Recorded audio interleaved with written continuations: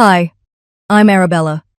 2 weeks ago, I walked into my brother's promotion party with a gift and a fake smile, and walked out with blood in my mouth, my hair ripped from my scalp, and my dignity trampled in front of 68 people. My dad hit me. My mom laughed. My brother clapped and said, "You had it coming." And not one person stopped them. But that wasn't the worst part. The worst part? It wasn't just one night. It was years of quiet theft, manipulation, and betrayal that all came crashing down in that ballroom. So, what do you think happened after I made one phone call that night? Before we dive in, tell me, what time are you listening to this, and where are you? Drop a comment below. I read every one. I don't even know why I came. That thought kept looping in my mind as I stood near the ballroom's side wall, clutching my purse like it could shield me. The room was all marble floors and chandeliers, the kind of place my parents loved, the kind of place I never belonged. 68 people dressed to the nines, all here for my brother's big night. My older brother, the decorated hero, the golden child, and me, I was just Arabella, the daughter they rarely mentioned, the sister they pretended didn't exist until it was convenient to make me the punchline. I told myself I came because it was the right thing to do, because you show up for family even when they don't show up for you. That's what I told myself as I hovered by the back, watching my mother flit from guest to guest like she owned the place, her pearls catching the light as easily as her fake smile did. My father was by the bar, already holding court with a few of my brother's military buddies. And there he was, my brother, basking in it all, letting everyone fawn over him like he hadn't been cutting me down since I was old enough to speak. "Arabella," a woman I barely knew said as she walked past, her tone polite but strained. "It's nice that you came. Nice that I came." Like this was charity work on my part. I forced a smile and nodded. "Wouldn't miss it," I lied. My mother spotted me then, her smile thinning just enough for me to see the truth. She walked over, heels clicking like tiny hammers on the polished floor. "You didn't need to come if you had nothing nice to say," she murmured, loud enough for a nearby couple to hear. They glanced at me with that look, pity mixed with entertainment. "I didn't realize existing counted as commentary," I said softly, and her eyes narrowed. Before I could retreat, my brother appeared, drink in hand, his medals shining like his ego. "Oh, Arabella," he said, his voice too loud, too casual. "I almost forgot you do. Whatever it is you do. Graphic design? That's cute. I guess not everyone can serve their country." He smiled, sipping his drink like his words weren't designed to sting. Something inside me snapped. "At least what I do doesn't come with a built-in fan club," I said, just as lightly, even though my hands were trembling.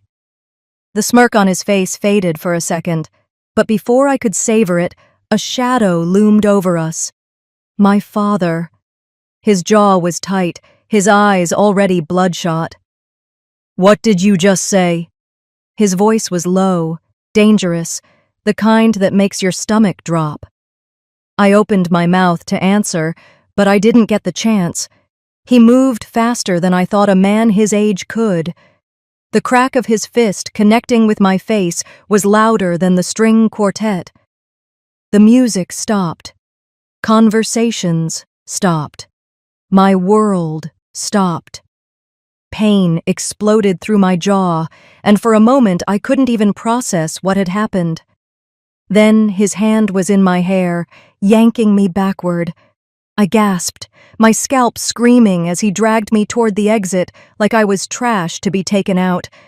I heard the collective inhale of the crowd, the hush of scandal, but no one moved. Not one of those 68 people stepped in. And then, through the ringing in my ears, I heard it. My mother's laugh. A sharp, delighted sound, like this was the best entertainment she'd had in years. My brother clapped. "You had it coming," he said, and I think that cut deeper than my father's fist. The hallway outside was colder, quieter, but it didn't feel safer. He let go of me just outside the doors, and I stumbled, catching myself against the wall. My lip was split, blood dripping onto my dress. My scalp ached where his fingers had been. I didn't look back. I couldn't. I walked. No, I ran to the parking lot, every step heavier than the last. By the time I reached my car, my hands were shaking so badly I could barely get the keys out of my purse. I sat in the driver's seat, slamming the door shut like it could keep out the sound of my mother's laugh, my brother's words, the silence of all those people who watched and did nothing. In the rearview mirror, a stranger stared back at me. Her lip was swollen, her hair a tangled mess, her eyes red with tears she didn't remember crying. I wiped the blood from my chin with the back of my hand and whispered to myself, "This isn't just another night. This was war." I reached for my phone, fingers trembling, and stared at the screen for a long moment. Then I gripped it tight, took a breath, and said, "It's time." I drove home on autopilot, my hands clenched so tightly on the steering wheel that my knuckles turned white. The hum of the tires on the highway was the only sound in my little car, but inside my head it was chaos, replaying every second, every look, every word. My mother's laugh, my brother's smirk, my father's hand across my face. It all swirled like a storm I couldn't escape. By the time I parked outside my apartment, the adrenaline had worn off enough for the pain to set in. My jaw throbbed in rhythm with my heartbeat. I climbed the narrow stairs to my unit, each step heavier than the last, and when I finally pushed open my door, the silence of the place nearly broke me. I wanted to scream. Instead, I locked the door, leaned against it, and just breathed. Slow, shaky, deliberate breaths.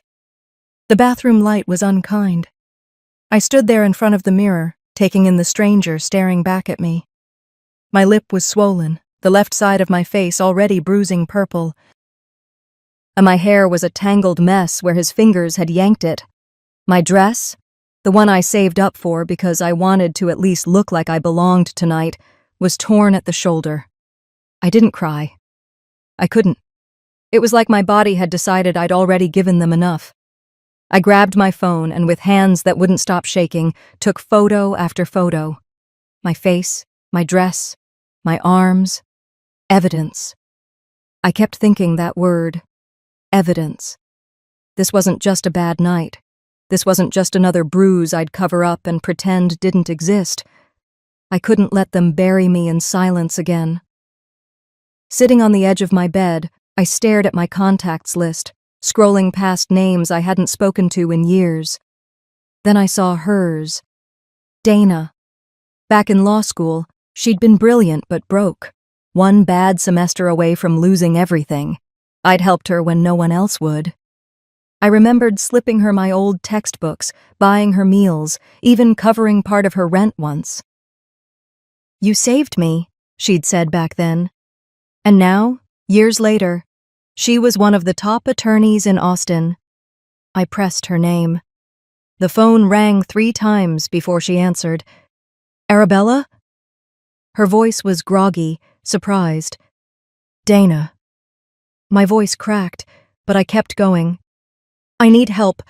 I don't know who else to call." "Talk to me." That was all she said, and it was enough. I told her everything. From the moment I walked into that ballroom to the second I sat alone in my car, blood on my dress and humiliation in my veins. I didn't hold back this time. No softening, no excuses, just the raw, ugly truth. She didn't interrupt. When I finally stopped, when my throat felt like sandpaper, she said, steady and calm, "You need to come by my office tomorrow morning. We'll fix this. I promise." Something in her tone made me believe her. After we hung up, I sat there for a long moment, staring at the phone. I wasn't done. I opened my landlord's contact. "Russell, retired cop turned private investigator. He'd always been kind in that distant, watchful way. If there was anyone who could help me stay safe, gather what I needed, it was him. I left a voicemail. "Russell, it's Arabella. I need help. Urgent. Please call me when you get this." Within minutes, my phone buzzed. A text. "You're safe. I'll dig." It wasn't much, but it felt like armor. I moved slowly through my apartment, washing the blood from my face, pulling on an old hoodie, wrapping ice in a dish towel for my jaw. It hurt, but the cold steadied me. Then I sat back on my bed, opened my laptop, and attached the photos I'd taken to an email. I typed Dana's address into the recipient line, my fingers hesitating for just a second before I hit send. As the message whooshed away, I realized my heart wasn't racing anymore. My hands weren't trembling. I wasn't numb. I picked up my phone, held it tightly, and whispered to myself, "They don't know what's coming." Morning came too soon. I had barely slept. Every time I closed my eyes, I saw his hand coming toward me, felt my scalp burning where his fingers yanked my hair. I showered, but it didn't wash off the shame. I dressed in jeans and a loose sweater, the kind of clothes that made me feel small and unnoticeable, and slid on oversized sunglasses to cover the swelling. My lips still ached every time I moved my mouth, but I didn't care. I had somewhere to be. The streets downtown were quiet for a Saturday morning. As I walked toward Catherine's office, my heart pounded harder than it had last night. Anger and fear took turns driving me, like two enemies fighting for control. I'd told her I was ready, but was I? When I reached the glass door of her law firm, my reflection stopped me. A bruised woman, chin slightly raised, daring the world to challenge her again. The receptionist barely glanced at me before pointing me toward a corner office. Catherine stood as I walked in, crossing the room quickly. "Arabella." Her voice was low but steady, like she'd been waiting for this moment. She hugged me carefully, mindful of my injuries, then pulled back to look at me. "Are you ready to burn it all down?" "I already did," I said softly, meeting her gaze. "In my head last night." She gestured for me to sit, and I sank into the leather chair across from her desk. For a moment, neither of us spoke. Then she asked, "Tell me everything." And I did. But not just last night. I told her about being 14 and shoved into a wall for talking back, about my mother laughing like it was entertainment. I told her about every holiday where I was the invisible one, every birthday overshadowed by my brother's achievements. How my father always said I was wasting my potential when I pursued art instead of law like him. How my mother would humiliate me in front of family friends, dismissing my work as cute little projects. Catherine didn't write anything down. She just listened, her hands folded, her face unreadable. "This isn't the first time he's hit me," I admitted. The words hung in the room like smoke. But this time, there were 68 people watching, and they did nothing. Her jaw tightened. "That changes everything." She leaned forward, her voice calm but charged with purpose. "We start with documentation, police reports, medical exams. We make this official. Then we send a civil notice. And if they try to bury this, we leak every shred of evidence. Someone in that ballroom filmed it. You know they did. We'll find it." I blinked at her. "Leak it? To who?" "To anyone who matters to them," she replied without hesitation. "The army. Their colleagues. Their country club friends. People who'll care about their spotless image." The words settled over me like armor. She opened a drawer, pulled out a simple white business card, and slid it across the desk. "This is a trauma specialist. You need to start healing while I start destroying." I stared at the card for a moment, running my thumb along its edge. Healing. The word felt foreign. "Arabella," she said softly, "you've been surviving in silence for too long. It's time to live loud." I nodded. My voice was steady when I answered. "Do it. Walking out of that office, the sun hit me like a challenge. The city was louder now, cars honking, people rushing by, and for the first time in years, I didn't feel like I was just passing through my own life. They wanted me small. They wanted me silent. If they wanted me silent, they should have left me unbroken. 2 days had passed since I walked out of Catherine's office, and the anger hadn't left. It had settled into something colder, sharper. My face still ached, a dull reminder every time I chewed or smiled. Not that I had much reason to. But the bruises weren't the worst part. It was knowing that every person in that ballroom went home, carried on with their night, while I sat in my apartment trying to remember how to breathe. Rick texted me that morning. "Come by, got something you need to see." I took a long sip of coffee, grabbed my keys, and headed down to his unit. Rick had been my landlord for years, a retired cop turned private investigator who didn't talk much, but always seemed to notice everything. When I knocked, he opened the door almost immediately, like he'd been waiting. "Arabella," he said, stepping aside to let me in. He handed me a steaming mug. "You look like you need this." I sat at his small kitchen table, the kind of place where you could tell 100 stories over cheap coffee. He didn't make small talk, just reached under a stack of papers and slid a thick folder across the table. "You need to see this." My stomach tightened. "What is it?" "Your family," he said, his voice low. "And not just what happened the other night. This goes deeper." I pulled the folder closer and opened it.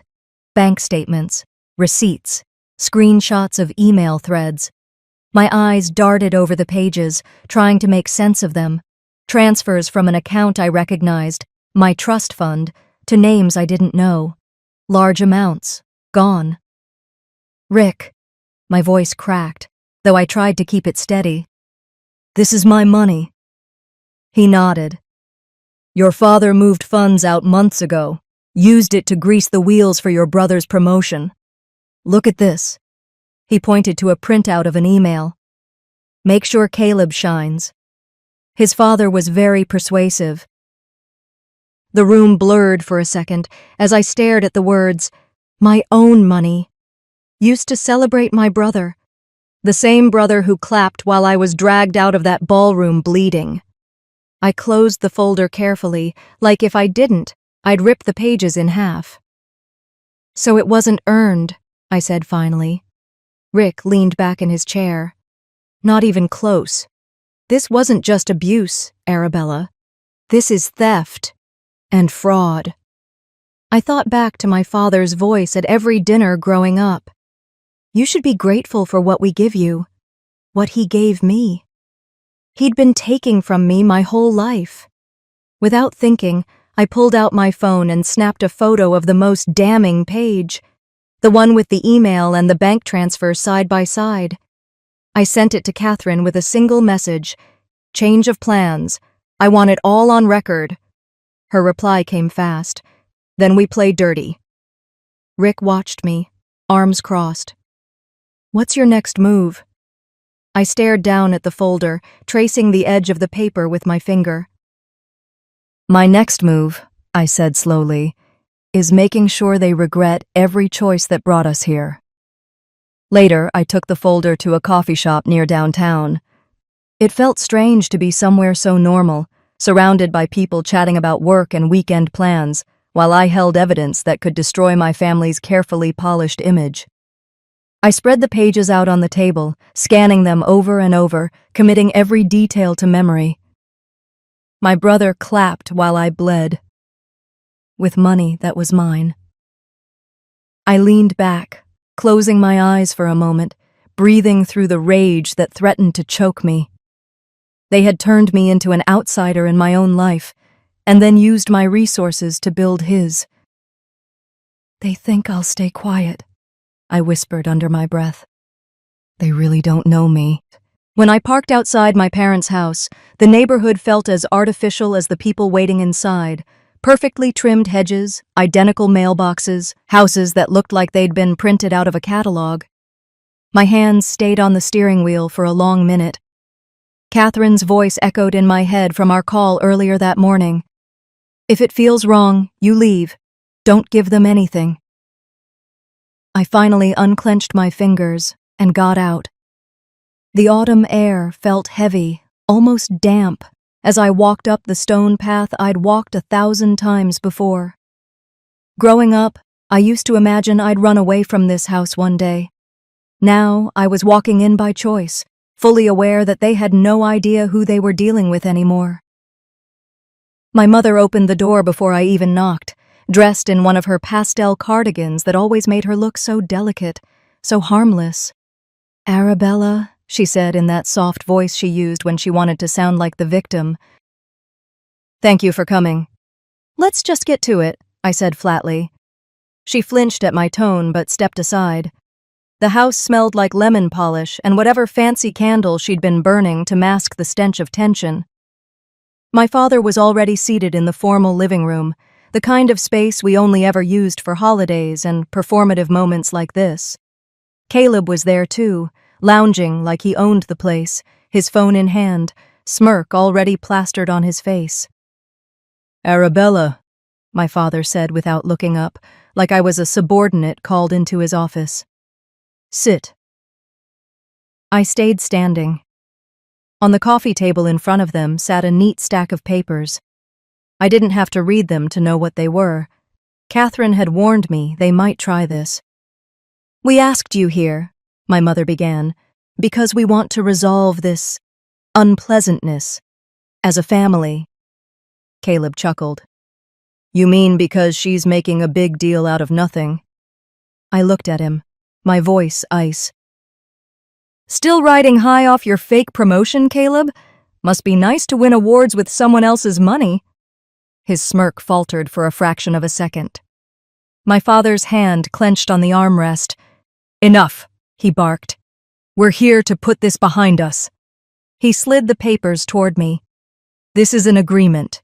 You'll sign it, take a generous payout, and in return, this whole situation disappears. No more drama, no more embarrassing the family." I glanced at the top page. Non-disclosure agreement. Waiver of legal claims. A gag order dressed up as a peace offering. "Generous payout," I repeated, picking up the document. "Funny how you think my silence has a price." "It's a small bruise, Arabella," Caleb said, still lounging, his voice dripping with condescension. "Why blow up the family over that?" I stared at him. "You watched me get dragged out by my hair while you clapped. You think I care about family?" My mother leaned forward, her voice all syrup and poison. "This will protect everyone's reputation, dear, including yours." That's when I saw it. A small voice recorder tucked near the lamp. Subtle, but not enough. They weren't just trying to buy me off. They wanted to twist my words if I lost my temper. I put the papers back down carefully. "You know what's funny? You think I walked in here today as the same Arabella you used to push around. You think I didn't notice the little recorder over there? You think you can throw me pennies from my own stolen trust fund and make me disappear?"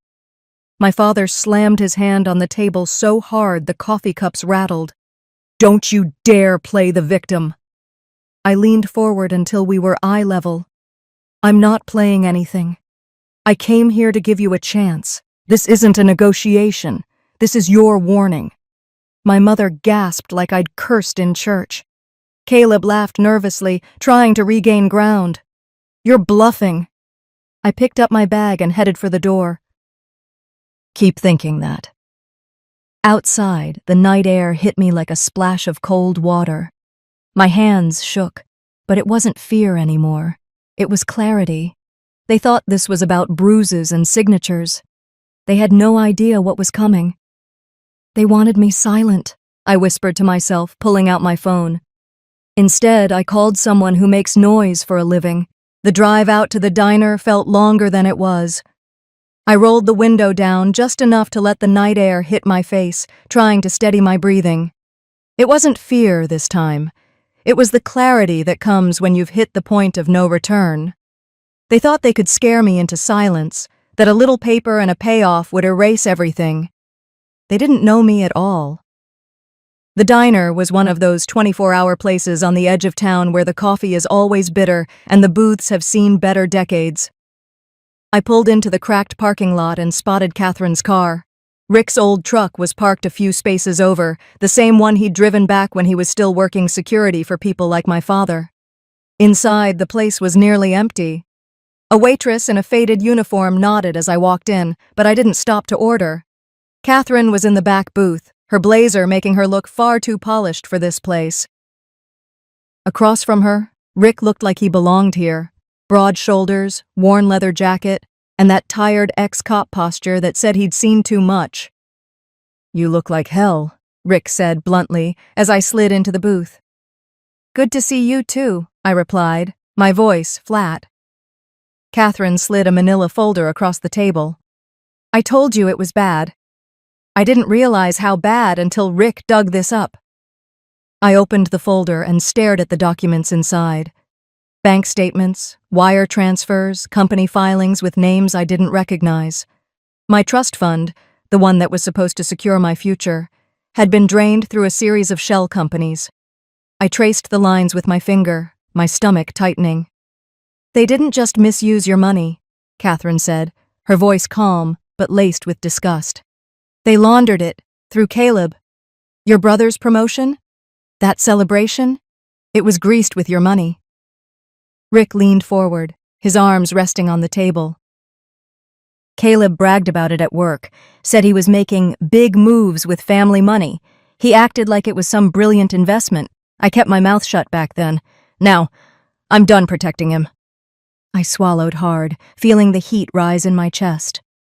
"So they stole from me, beat me, and then celebrated it in front of an audience." Rick gave a short nod. "That's about the size of it." Catherine's expression sharpened.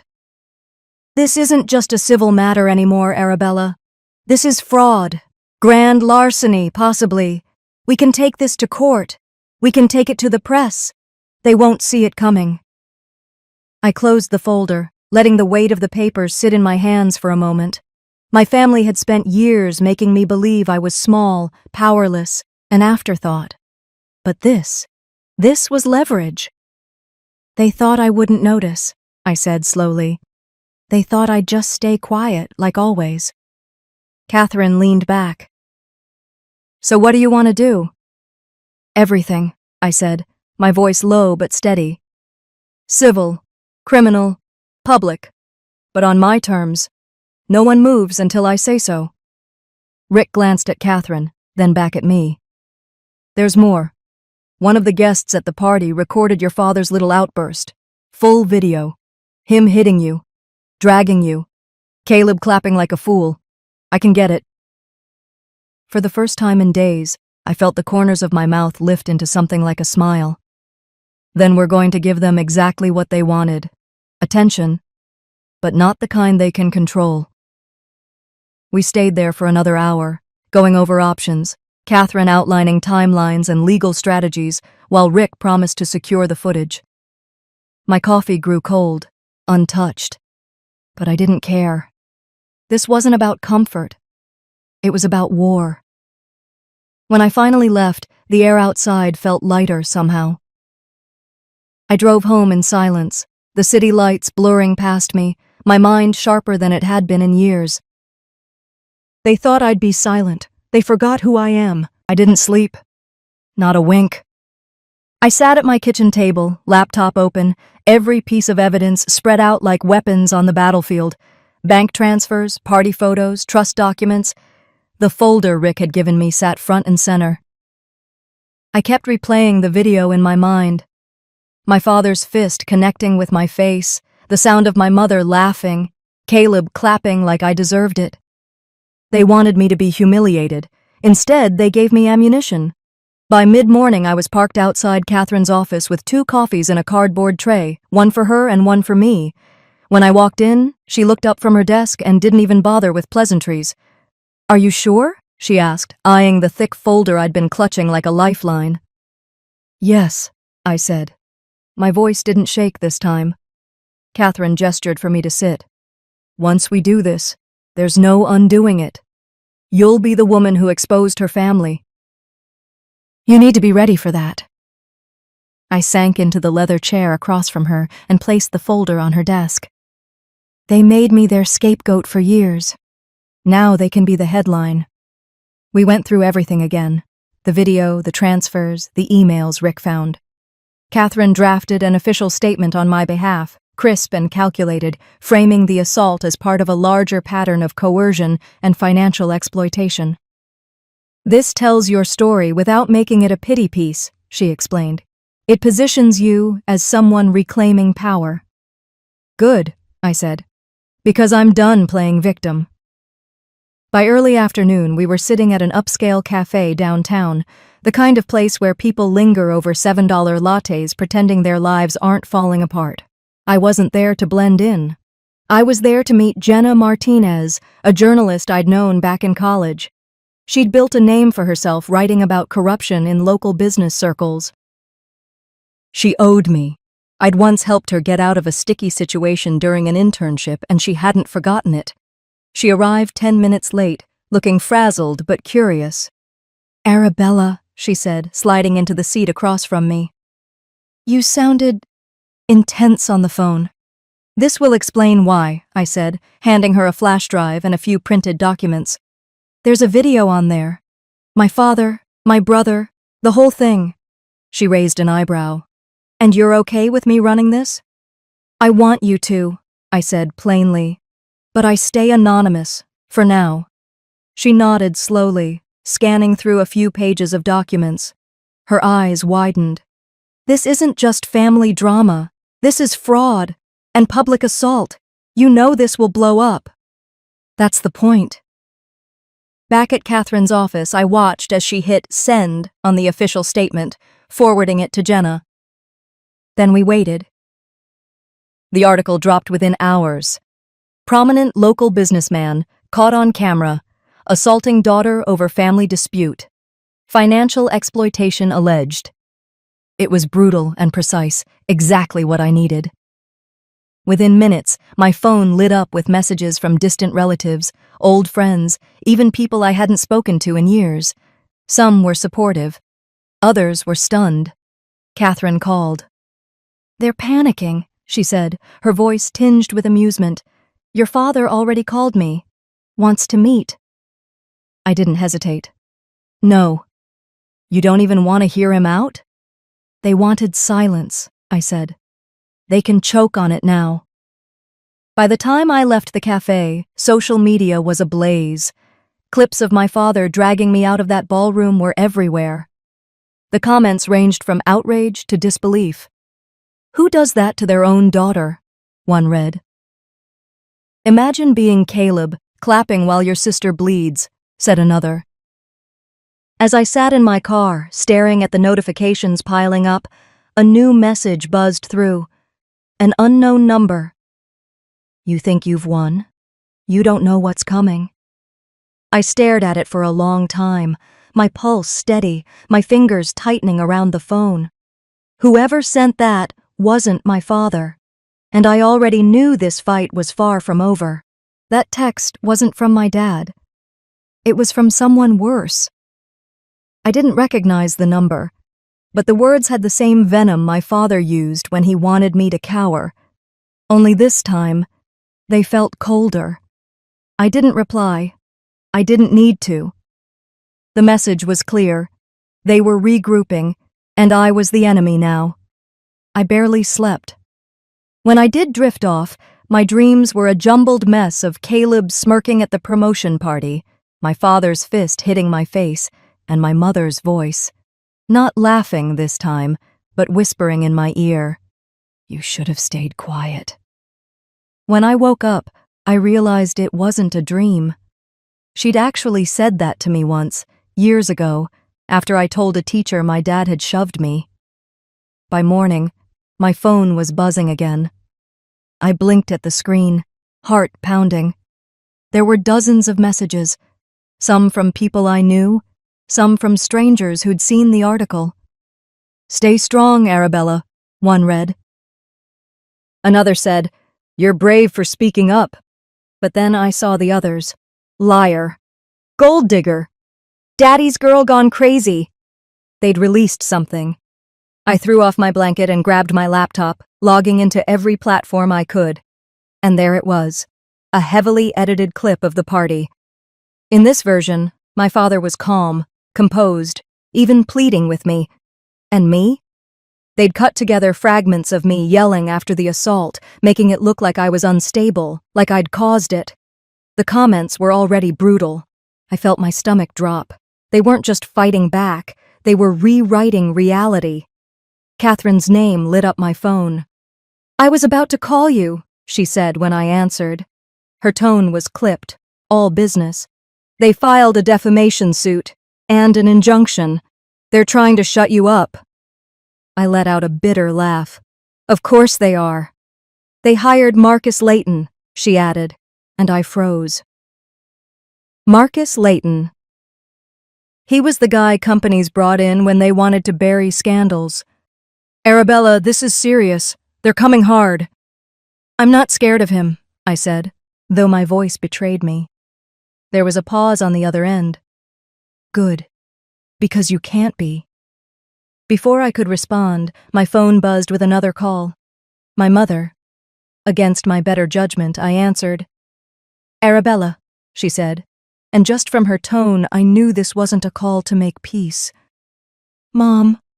My voice was flat. "You've gone too far," she hissed. "You've embarrassed us beyond repair. Your father hasn't left his study. Caleb can't even go into work. You should have stayed silent." I gripped the edge of the counter, forcing myself not to scream. "You watched him hit me. You laughed, and you're angry at me for telling the truth?" She exhaled sharply. "You think this is about truth? You don't survive in this family by being righteous. You survive by knowing when to shut up."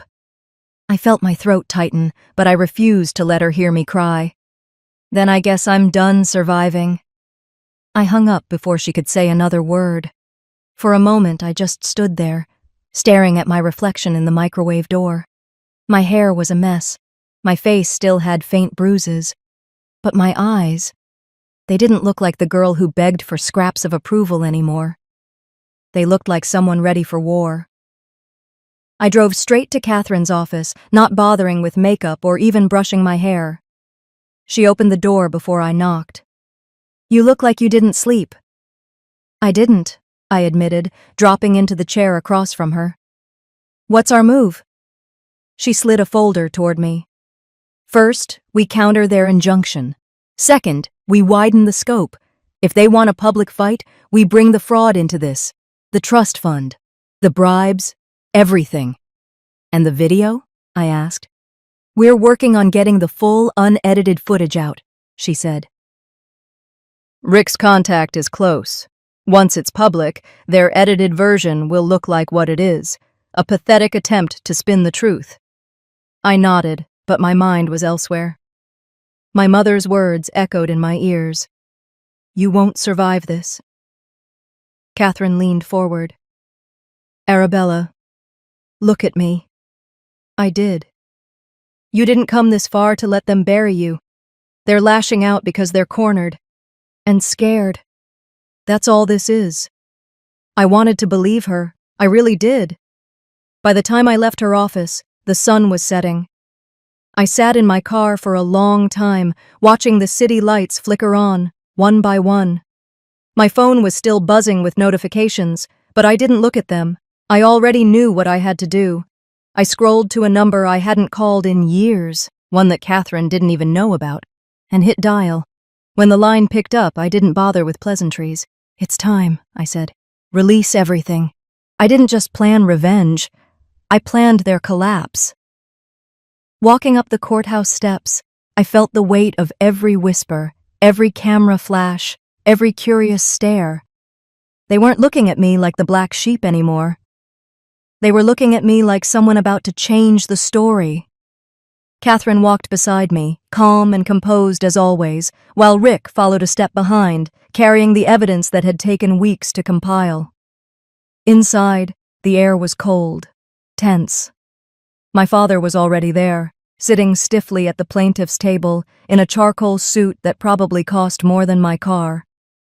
Caleb sat beside him, his face pale, his bravado from the promotion party gone. My mother, she didn't even look up when I walked in. I saw her profile, perfectly still, lips pressed so tight they were nearly white. She wouldn't meet my eyes. Catherine leaned over. "Remember," she whispered, "they're already on the defensive." The judge entered, and the room fell silent. The attorney my father hired stood, projecting confidence, his voice booming. "Your Honor, my clients have been defamed. Their reputations, painstakingly built over decades, have been dragged through the mud by baseless accusations and a misleading video." I kept my face still, but inside I felt my pulse pounding. Misleading? He was really going to call my bruises, my torn hair, and the witnesses misleading? Then Catherine stood. "Your Honor," she said, voice like steel, "we not only reject their claims, but we present evidence that my client was the victim of physical assault, financial exploitation, and defamation, all orchestrated by the very people filing this lawsuit." She motioned to Rick, who carried a thick binder forward. The judge gestured for her to continue. Catherine flipped open the binder and began laying it out. Bank statements, emails, wire transfers. "This is a paper trail proving that Mr. Hargrove, using his authority over Arabella Hargrove's trust, siphoned hundreds of thousands of dollars into accounts tied to shell corporations. Those corporations then funded his son Caleb's career advancement. This was her money, stolen, laundered, and used to bankroll the very event where she was assaulted." Gasps rippled through the room. Caleb shifted uncomfortably. My father didn't flinch, but I saw his jaw tighten. The judge's brow furrowed. "Are you prepared to substantiate these claims?" Catherine nodded. "Yes, Your Honor. We have corroborating testimony from financial investigators, as well as documentation from the companies involved." My father's lawyer sputtered. "This is irrelevant to the defamation suit." "No," the judge interrupted. "It's highly relevant. If these records are accurate, this court needs to consider whether the plaintiffs themselves engaged in criminal conduct." "I am unsealing these records for review." That was when it happened, the sound I'd been waiting for. Murmurs, gasps, even a few outright whispers from the gallery. Reporters scribbling furiously. And my father, for the first time in my life, looked like a man losing control. The session recessed for lunch. I stepped outside into the bright sun, cameras already waiting. Catherine had prepared me for this moment. She gave me a small nod. Now. I walked to the microphones. My voice didn't shake. For years, I let them define me as the problem child, the ungrateful one, the failure. But today, I reclaim my name. This is not just about what happened to me at a party. This is about years of abuse, financial theft, and coercion. I won't be silent. And I won't be intimidated. Behind me, Catherine handed the journalist we'd been working with a flash drive, the full, unedited video of the party. Within an hour, it was live. The internet lit up. The clip showed everything. My father's hand across my face, the way he yanked me by the hair, Caleb clapping like a spectator at a game. No clever edits, just the ugly truth. By the end of the day, my father's company had lost 2 major contracts. Caleb issued a statement resigning from his position, citing personal reasons. My mother still wouldn't look at me. Later, in Catherine's office, she asked quietly, "Do you feel satisfied?" I thought about it for a long moment. "It's not satisfaction," I said. "It's freedom." Before leaving, I opened my purse and pulled out the necklace my mother had ripped from my neck at the promotion party. I fastened it back where it belonged. "This time," I whispered, "it stays." As I walked out into the cool evening, I felt lighter than I had in years. Some doors, once slammed, should stay closed.